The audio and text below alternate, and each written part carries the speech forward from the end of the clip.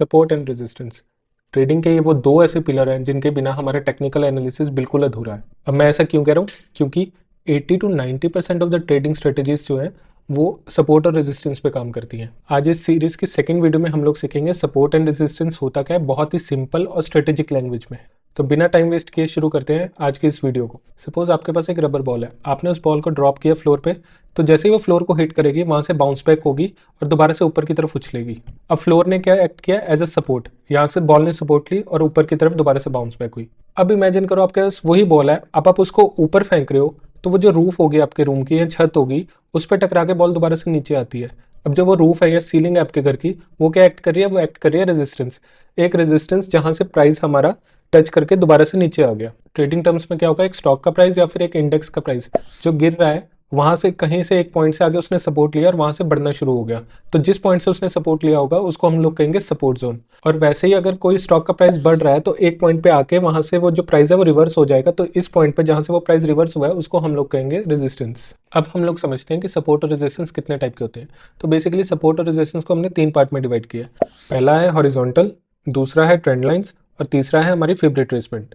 Horizontal का मतलब हुआ एक फ्लैट स्ट्रेट लाइन। अभी जैसे हमने एग्जांपल में समझा था कि फ्लोर जो हमारा है वो सपोर्ट का काम कर रहा है और सीलिंग जो है वो हमारे रेजिस्टेंस का काम कर रही है। तो जो फ्लोर होता है वो हमारा फ्लैट होता है, सीलिंग भी हमारी फ्लैट होती है। That means they act as a horizontal support and resistance. अब इसको चार्ट्स में मैं समझाता हूँ आपको। जो अपनी स्क्रीन पर देख रहे हो ये हमारा निफ्टी 50 का 15 मिनट्स का चार्ट है। जो ये वाला पॉइंट है हमारा, अगर आप ध्यान से देखोगे, इस पॉइंट से प्राइस जो है वो रिजेक्ट हो गया, नीचे आ गया। ठीक है। सिमिलरली इसी के अगेंस्ट इस पॉइंट से दोबारा से प्राइस जो है वो नीचे आ गया और ये वाला जो पॉइंट है सेम यहाँ से भी प्राइस जो है रिजेक्ट हो रहा है। तो अगर आप देखो तो एक ये हॉरिजॉन्टल लाइन की तरह बन रहा है जहां से प्राइस हमारा बार बार रिजेक्ट हो रहा है। तो इस चीज को हम लोग हॉरिजॉन्टल रेजिस्टेंस भी कह सकते हैं। अब हॉरिजॉन्टल रेजिस्टेंस को आप ड्रॉ कैसे करोगे? सो बेसिकली रेजिस्टेंस और सपोर्ट को ड्रॉ करने के लिए आप रेक्टेंगल टूल चूज करते हो। जहां से प्राइस हमारा बार बार रिजेक्ट हो रहा है वहां पर एक जोन मार्क कर देते हो आप। ये हमारा एक रेजिस्टेंस जोन ड्रॉ कर लिया हमने। जो हमारे रेजिस्टेंस और सपोर्ट होते हैं वो हमेशा जोन्स में काम करते हैं। अब जोन का मतलब क्या हो गया? मैं चार्ट को जूम इन करके दिखाता हूं आपको। देखो, अब जरूरी नहीं है कि जो हमारा प्राइस है वो इसी पॉइंट से रिजेक्ट होगा। अब वो थोड़ा सा नीचे से रिजेक्ट हुआ इस बार, अगली बार उससे नीचे से रिजेक्ट हुआ है थोड़ा सा। और अगर आप यहां पर देखोगे तो यहां पर भी जोन के आसपास कहीं पर रिजेक्शन आई है। इस टाइम पे भी जोन में ही रिजेक्शन आई है। और अगली बार देखोगे तो बिल्कुल ऊपर वाले जो हमारी लाइन है हॉरिजॉन्टल लाइन, उसके साथ टच हुआ है। अब रेजिस्टेंस जोन का मतलब क्या हो गया कि इस पर्टिकुलर जोन पे जो आपने ड्रॉ किया है उसके आसपास कहीं से भी रिजेक्शन ले सकता है प्राइस। ओके। अगर हम बात करें सपोर्ट की, तो अभी जो आप स्क्रीन पर देख रहे हो ये बीटीसी का चार्ट है 4 आवर्स में। तो अगर आप देख रहे होगे तो यहाँ पर प्राइस आया और यहाँ से एकदम से पंप हो गया। अगेन इसी के आसपास यहाँ से प्राइस दोबारा से पंप हो गया ऊपर। फिर सिमिलरली नीचे आया प्राइस, यहाँ से इसी के आसपास दोबारा से ऊपर प्राइस चले गया और यहाँ से एकदम से शूट हो गया। तो इसका मतलब क्या है कि प्राइस इस पॉइंट के नीचे नहीं आना चाह रहा। इसका मतलब है यहाँ पर एक कहीं ना कहीं सपोर्ट है, बायर्स इंटरेस्टेड है।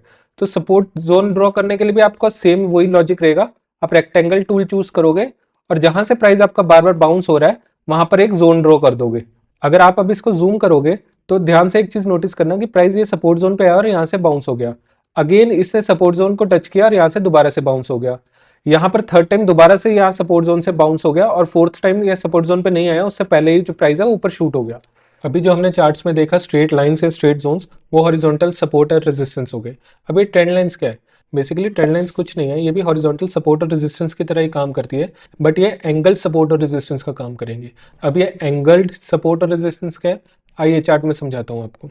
ओके, अब आपको इतना समझ आ गया कि हॉरिजॉन्टल सपोर्ट एंड रेजिस्टेंस आपको ऐसे स्ट्रेट लाइन में ड्रॉ करना है, ठीक है, हॉरिजॉन्टल लाइंस में। लेकिन अब अगर हम बात करते हैं ट्रेंड लाइंस की, तो ट्रेंड लाइंस जो होती है वो मैंने आपको बताया था वो एंगुलर सपोर्ट और रेजिस्टेंस होंगे। जैसे एक ये लाइन होगी, एंगल पे आपने ड्रॉ कर दिया। अगर आपको ऊपर से नीचे ड्रॉ करना है तो ये एक एंगुलर लाइन होगी। इस तरह से आप ट्रेंड लाइंस को ड्रॉ करते हो। अब ट्रेंड लाइन टूल को आपने यूज कहाँ करना है? जहां पर आप देखोगे कि प्राइस एक पॉइंट से ड्रॉप हुआ है, उसके बाद वहां से थोड़ा सा राइज हुआ है, लेकिन उस पॉइंट तक ऊपर नहीं आ पाया जहां से पहले ड्रॉप हुआ था, वहां से फिर से एक बार ड्रॉप हो गया प्राइस। अगर आप यहाँ पर नोटिस करोगे तो यहाँ से जो प्राइस है वो ड्रॉप हुआ, यहाँ से दोबारा से थोड़ा सा ऊपर आया और यहाँ से दोबारा से ड्रॉप हो गया। अब आपको क्या करना है, यहाँ से ट्रेंड लाइन का टूल चूज करना है और इस पॉइंट से एक ट्रेंड लाइन को आपको ड्रॉ कर देना है। अब अगर आप ध्यान से देखेंगे, इसको मैं जूम इन करके दिखाऊंगा आपको।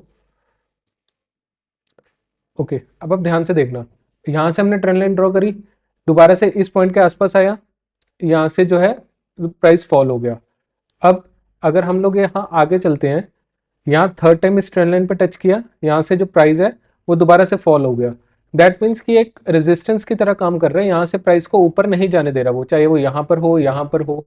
ठीक है, तो इसको हम लोग कहते हैं ट्रेंड लाइन रेजिस्टेंस। अब ट्रेंड लाइन सपोर्ट क्या होगी? अगर मैं यहाँ से एक ट्रेंड लाइन ड्रॉ करता हूँ तो अब ध्यान से देखना कि प्राइस जो है वो इस पॉइंट से बाउंस हुआ, दोबारा से यहाँ से ट्रेंड लाइन पर आया, यहाँ से फिर से बाउंस हुआ, यहाँ से दोबारा से रिजेक्शन लेके ट्रेंड लाइन पर आया और यहाँ से दोबारा से बाउंस हुआ। यानी कि ये जो ट्रेंड लाइन है इसको प्राइस जो है वो ब्रेक डाउन नहीं कर पा रहा है। दैट मीन्स कि ये एक सपोर्ट की तरह काम कर रही है, तो इसको हम ट्रेंड लाइन सपोर्ट बोलेंगे। Now one most important thing, trend line का जो एंगल होता है वो बहुत मेजर रोल प्ले करता है ये बताने में कि जो हमारा प्राइस है वो ट्रेंड लाइन को कितना रिस्पेक्ट करेगा। जनरली क्या होता है, अगर हमारा ट्रेंड लाइन का एंगल जो है वो 20 to 30 डिग्रीज है, तो दैट मीन्स कि वो जो हमारी ट्रेंड लाइन है वो एक हेल्दी ट्रेंड लाइन है, उसमें जो प्राइस है वो हमारा बहुत अच्छा रिस्पेक्ट करेगा। लेकिन अगर वही एंगल हमारा 50 डिग्री टू 70 डिग्री 80 डिग्री ऐसे है, 50 to 70 डिग्री के आसपास है, तो दैट मीन्स कि वो एक अनहेल्दी ट्रेंड लाइन है। अब ये एंगल आपको पता कैसे चलेंगे? तो ये कि जनरल मैथ्स है, आपने छोटी क्लासेस में सीखा होगा एंगल्स, तो आपको देख के ही अंदाज़ा लगाना पड़ेगा कि वो एंगल जो है 20 to 30 डिग्री की रेंज में है या फिर 50 to 70 की रेंज में है, 40 की रेंज में है, कैसे है। तो जो बेस्ट एंगल रहता है हमारा वो रहता है 20 to 30 डिग्री। वीडियो में आगे बढ़ने से पहले अगर आपको ये वीडियो पसंद आ रही है और इस चैनल का कंटेंट आपको कुछ सिखा रहा है तो वीडियो को लाइक कर देना और चैनल को सब्सक्राइब ज़रूर कर देना। आने वाले टाइम में और भी बहुत सारा एजुकेशनल कंटेंट मैं आपके लिए लाने वाला हूँ, वो भी बिल्कुल फ्री ऑफ कॉस्ट और ऐसी सिंपल लैंग्वेज में कि एक छोटा बच्चा भी समझ जाए। Now for fifth retracement I will make another video जो स्पेशली डेडिकेटेड होगी सिर्फ फिफ्थ रिट्रेसमेंट के ऊपर। अगर वो टॉपिक इस वीडियो में कवर करूंगा तो ये वीडियो बहुत ज़्यादा लेंदी हो जाएगी। चलिए वापस कंप्यूटर स्क्रीन पे चलते हैं हम लोग। ऑल राइट, आई होप अभी तक आपको हॉरिजॉन्टल सपोर्ट एंड रेजिस्टेंस और ट्रेंड लाइन ड्रॉ करनी आ गई होंगी। अब मैं आपको कुछ एडिशनल इन्फॉर्मेशन देने जा रहा हूँ। सपोज ये हमारी सपोर्ट है और ये हमारा एक रेजिस्टेंस है, तो अगर ये हमारा जो प्राइस है वो रेजिस्टेंस को ब्रेक करके ऊपर सस्टेन हो जाता है, तो अब जो ये हमारा रेजिस्टेंस था ये हमारा उस प्राइस के लिए सपोर्ट का काम करेगा, यानी रेजिस्टेंस जो है वो सपोर्ट में कन्वर्ट हो गया। ठीक है, अब ये जो है हमारे प्राइस को इतनी आसानी से नीचे नहीं आने देगा। कंडीशन सिर्फ ये है कि ये जो प्राइस है यहाँ पर सस्टेन होना चाहिए, तो ये रेजिस्टेंस जो है वो सपोर्ट में कन्वर्ट हो जाएगा। ऐसे ही सिमिलरली अगर कोई प्राइस हमारा सपोर्ट पे आ रहा है रेजिस्टेंस से, तो यहाँ पर अगर इसने सपोर्ट को तोड़ के नीचे की तरफ चले गया और यहाँ पर सस्टेन हो गया, तो अब ये जो हमारी सपोर्ट है ये रेजिस्टेंस में कन्वर्ट हो जाएगी। अब ये जो रेजिस्टेंस बनी है इस प्राइस को ऊपर नहीं जाने देगी इतनी आसानी से, तो सपोर्ट जो है वो रेजिस्टेंस में कन्वर्ट होगी। आई होप आपको ये वाला पॉइंट भी बिल्कुल क्लियर हो गया होगा। ओके, टेक्निकल एनालिसिस की अगली वीडियो में हम लोग सीखेंगे वॉल्यूम और वॉल्यूम डाइवर्जेंस के बारे में, वो भी बहुत ही सिंपल लैंग्वेज में। आई होप आपको सपोर्ट और रेजिस्टेंस अब अच्छे से समझ आ गया होगा। अगर आप कुछ स्ट्रेटेजी सीखना चाहते हैं जो कि सिर्फ डिपेंडेंट है सपोर्ट और रेजिस्टेंस पे, तो नीचे कमेंट सेक्शन में स्ट्रेटेजी स्पैम कर देना। बहुत जल्द आपको ऐसी वीडियोस मिल जाएंगी जो सिर्फ सपोर्ट और रेजिस्टेंस की स्ट्रेटजी पर ही बेस्ड होंगी। और हाँ, चैनल को सब्सक्राइब करना मत भूलिएगा। मिलते हैं आपको अगली वीडियो में। Till then, happy trading.